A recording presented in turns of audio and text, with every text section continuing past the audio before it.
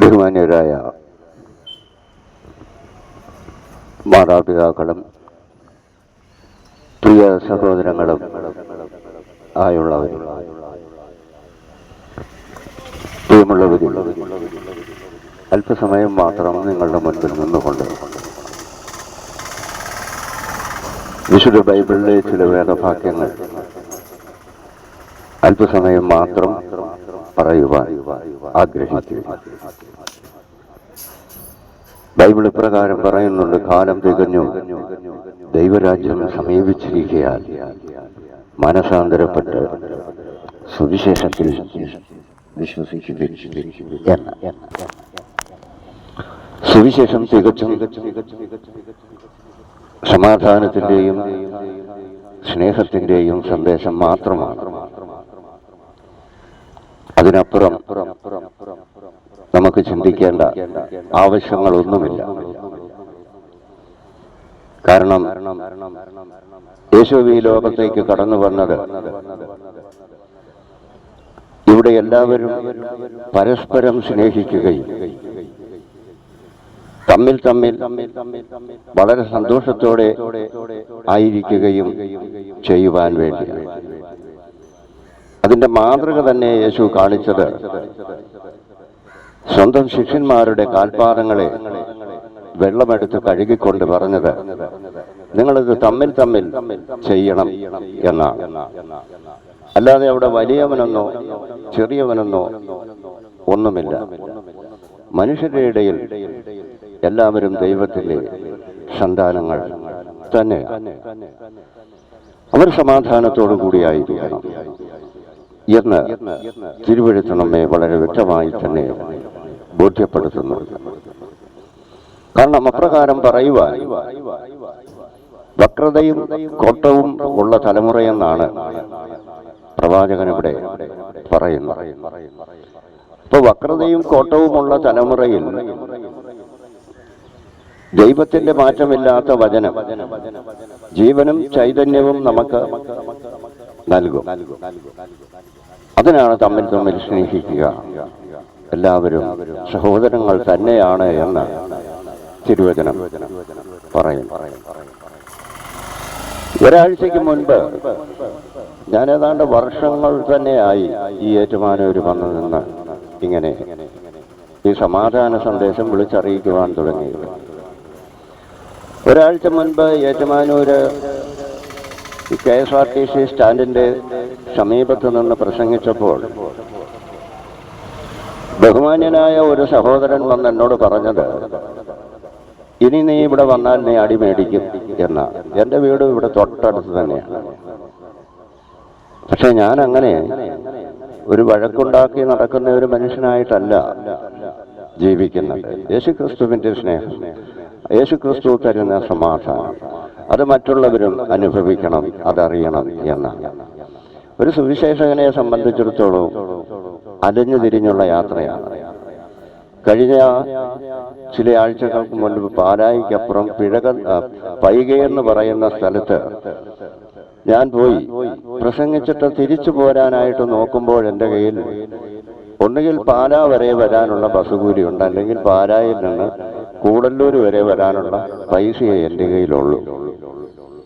ഞാനവിടെ ആരോടും ചോദിക്കുകയൊന്നും ചെയ്തില്ല. ഞാൻ പൈകയിൽ നിന്ന് പാലാ വരെ നടന്നു പോകുന്നു. അപ്പോൾ ഒരു സുവിശേഷകനെ സംബന്ധിച്ചിടത്തോളം അങ്ങനെ അലഞ്ഞു തിരിഞ്ഞുള്ള യാത്രകളും കഷ്ടതകളും ഇടയ്ക്കിടയ്ക്ക് സ്നേഹം കൂടുന്ന സഹോദരന്മാർ തരുന്ന നല്ല അടികളും അസഭ്യങ്ങളും, ഇതെല്ലാം ഒരു സുവിശേഷകനെ സംബന്ധിച്ച് അവന്റെ ജീവിതത്തിൽ എപ്പോഴും ഉണ്ടായിക്കൊണ്ടിരിക്കും. അതെല്ലാം അറിഞ്ഞുകൊണ്ട് തന്നെയാണ് ഈ ജോലി ചെയ്യുന്നത്. കാരണം എൻ്റെ ജീവിതം ഞാൻ പരിശോധിക്കുമ്പോൾ ഒരു സമാധാനവുമില്ലാതെ വളരെയേറെ ബുദ്ധിമുട്ടുകളും പ്രയാസങ്ങളും ഒക്കെ അനുഭവിച്ച് ജീവിച്ച ഒരു വ്യക്തിയാണ്.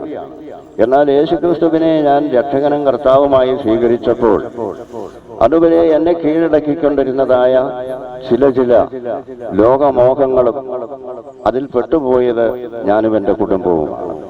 അതിൽ നിന്നൊക്കെ ദൈവം എന്നെ രക്ഷിച്ചു, കർത്താവ് എന്നെ രക്ഷിച്ചു. അതാണ് ഞാൻ വിളിച്ചു പറയുന്നത്. അപ്പോൾ ഒരു സമാധാന സന്ദേശം ഇവിടെ അറിയിക്കുമ്പോൾ അത് നമ്മുടെ ആത്മാവിൻ്റെ രക്ഷയ്ക്ക് വേണ്ടിയാണ് എന്നുള്ളത് നാം അറിഞ്ഞിരിക്കേണ്ടതുണ്ട്. കാരണം മനുഷ്യനെല്ലാം വിചാരിക്കുന്നത് നാം ഇവിടം കൊണ്ട് മരിച്ചു തീർന്നു പോകും എന്നാണ്. ഒരിക്കലും ആകുകയില്ല. ഒരു മനുഷ്യനിവിടെ മരിക്കുമ്പോൾ അവൻ്റെ ഈ ജഡം മാത്രമാണ് ഇവിടെ നശിച്ചു പോകുന്നത്. അവൻ്റെ ആത്മാവിന് നാശമില്ല, അത് ജീവനോടെ തന്നെയാണ് ഇരിക്കുന്നത്. ഈ ആത്മാവിൻ്റെ രക്ഷയ്ക്ക് വേണ്ടിയാണ് 2000 വർഷങ്ങൾക്ക് മുൻപ് യേശു കർത്താവ് ഈ ഭൂമിയിൽ വരികയും 33.5 വയസ്സുവരെ ഇവർ ജീവിച്ചിരുന്ന 3.5 വർഷം ദൈവരാജ്യത്തെ പറ്റി ഈ ലോകത്തോട് വിളിച്ചു പറയുകയും ഒക്കെയും ചെയ്തത് എന്ന് നാം അറിഞ്ഞിരിക്കേണ്ടതുണ്ട്. അത് നമ്മുടെ ആത്മാവിൻ്റെ രക്ഷയ്ക്ക് വേണ്ടിയാണ്. അതിനാണ് യേശുവിനെ ഒരു മനുഷ്യൻ രക്ഷകനായി സ്വീകരിക്കുമ്പോൾ ആ മനുഷ്യൻ രക്ഷിക്കപ്പെട്ടു എന്നും അവന്റെ ജീവിതം തന്നെ വിശദീകരിക്കപ്പെടുകയും മാറ്റിമറിക്കപ്പെടുകയും ചെയ്യുകയാണ്. അതിനുവേണ്ടിയാണ് സുവിശേഷം പ്രചരിപ്പിക്കുന്നത്, പറയുന്നത്. അത് യേശു ശിഷ്യന്മാരോട് പറഞ്ഞത് ഇപ്രകാരമാണ്: എന്നാൽ പരിശുദ്ധാത്മാവ് നിങ്ങളുടെ മേൽ വരുമ്പോൾ ശക്തി ലഭിച്ചിട്ട് യെരുശലേമിലും യഹൂദയിൽ എല്ലായിടത്തും ശമര്യയിലും ഭൂമിയുടെ അറ്റത്തോളവും നിങ്ങൾ എൻ്റെ സാക്ഷികളാകണം. യേശുക്രിസ്തുവിന്റെ ശിഷ്യന്മാർക്ക് യേശുക്രിസ്തുവിനെ പറ്റിയേ പറയുവാൻ കഴിയുള്ളൂ. കാരണം അവർ യേശുവിനോട് കൂടെ നടന്നു. യേശു ആരാണെന്ന് അവർ തിരിച്ചറിഞ്ഞവരാണ്. ഏറ്റവും സൗഭാഗ്യമായ ജീവിതമല്ല യേശുവിൻ ശിഷ്യന്മാരും നയിച്ചത്.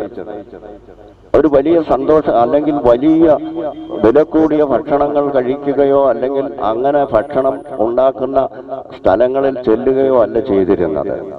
യേശുവിന് ജീവിതത്തിൽ മുട്ടുണ്ടായപ്പോൾ അല്ലെങ്കിൽ ദാരിദ്ര്യം വന്നപ്പോൾ അത്ഭുതം പ്രവർത്തിച്ചു. അങ്ങനെ അത്ഭുതം പ്രവർത്തിച്ചതാണ് 5000 പേരെ പോഷിപ്പിക്കുവാനുള്ള ആ കാര്യം നടന്നിരിക്കുന്നത്. അന്ന് യേശു ചോദിച്ചത്, ശിഷ്യന്മാരോട് ചോദിച്ച, 3 ദിവസമായി ഈ ജനം മുഴുവൻ ഇവിടെ വന്നിരുന്ന ഞാൻ പറയുന്ന ദൈവവചനം കേട്ടു. ഇന്ന് അവരിവിടുന്ന് തിരിച്ചു പോകുമ്പോൾ അവർ വിശക്കുന്നവരും ദാഹിക്കുന്നവരുമാണ്. അവർ വഴിയിൽ വീണു പോകാതിരിക്കുവാൻ അവർക്ക് ആഹാരം കൊടുക്കണമെന്ന് യേശു പറഞ്ഞു. അപ്പോൾ ശിഷ്യന്മാര് മറ്റു കാര്യങ്ങൾ പറഞ്ഞപ്പോൾ യേശു പറഞ്ഞത്, ഇവിടെ ഇരിക്കുന്ന ആരുടെയെങ്കിലും കയ്യിൽ ഈ എന്തെങ്കിലും ഉണ്ടോ എന്ന് നിങ്ങൾ അന്വേഷിക്കുക. അങ്ങനെ അന്വേഷിച്ചപ്പോഴാണ് ഒരു ബാലന്റെ കയ്യിൽ 5 അപ്പവും 2 മീനും ഉണ്ടായിരുന്നത്. ആ 5 അപ്പവും 2 മീനും യേശു വാഴ്ത്തി അത് 50ഉം 100ഉം വീതം ജനത്തെ ഇരുത്തി 5000 പേരെ പോഷിപ്പിച്ച് ബാക്കി 12 കൊട്ട നിറച്ച് അപ്പവും മീനും ബാക്കി വന്നു എന്ന് അവിടെ കാണുവാൻ കഴിയുന്നുണ്ട്. അപ്പോൾ യേശുക്രിസ്തുവിനും ജീവിതത്തിൽ പ്രയാസങ്ങളും കഷ്ടതകളും ദാരിദ്ര്യവും ഒക്കെ ഉണ്ടായിരുന്നു. ഇതൊക്കെയും മാനവരാശിയുടെ മുഴുവൻ രക്ഷയ്ക്ക് വേണ്ടി അവരിതൊക്കെ അറിഞ്ഞിരിക്കേണ്ടതാണ്. അവരുടെ ഇത്തരം അനുഭവങ്ങളിൽ കൂടി മനുഷ്യൻ കടന്നു പോകേണ്ടതാണ്.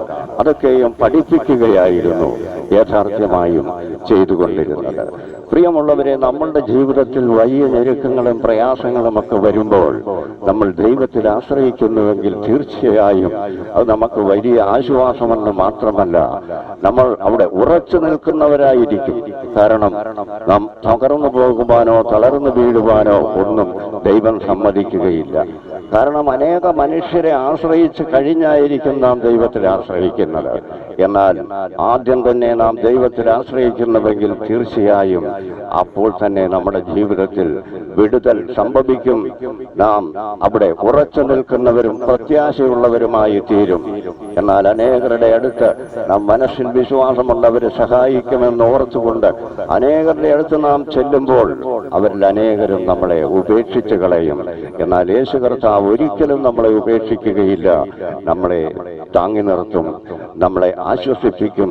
നമ്മളുടെ ആവശ്യങ്ങളുടെ മേൽ ദൈവം അത്ഭുതം പ്രവർത്തിക്കുകയും ചെയ്യും.